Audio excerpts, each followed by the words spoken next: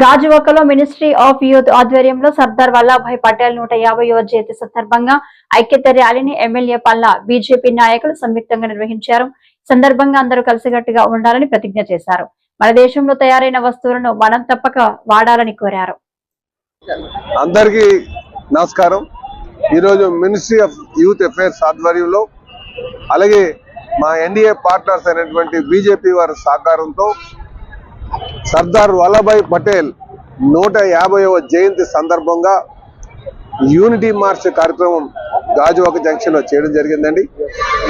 ఈ సందర్భంగా 2 ప్రమాణాలు చేయడం జరిగింది.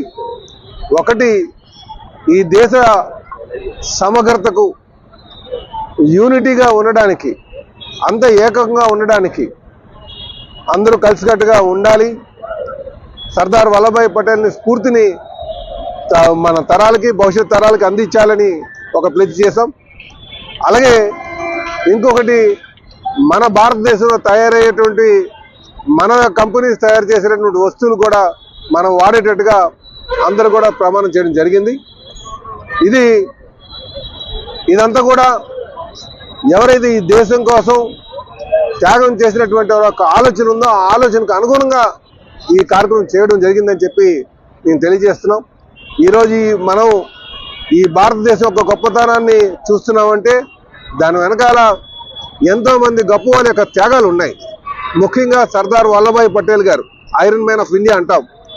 ఆయన బ్రిటిషర్స్ వాళ్ళు విడిచిపెట్టిన తర్వాత, ఈ దేశాన్ని విడిచిపెట్టిన తర్వాత భారతదేశ సార్వభౌమాధికారానికి ఒక అర్థం పట్టేటట్టుగా, ఒక అర్థం వచ్చేటట్టుగా ఆయన అన్ని భాగాల్ని, అంటే సుమారు 500 పైన రాజరికాలు ఉండే ఆ సంస్థలన్నీ ఏకం చేసి ఒక అఖండ భారతదేశాన్ని స్థాపించడానికి ఎంతో కృషి చేశారు. కనుక అలాంటి వారి యొక్క త్యాగాన్ని మనం గుర్తించాలి. ఆ స్ఫూర్తిని, ఆయన ఇచ్చినటువంటి స్ఫూర్తిని భవిష్యత్ తరాలకు తీసుకువెళ్లాలనే ఉద్దేశంతో ఈ యూత్ అఫైర్స్ వారు పెట్టారు.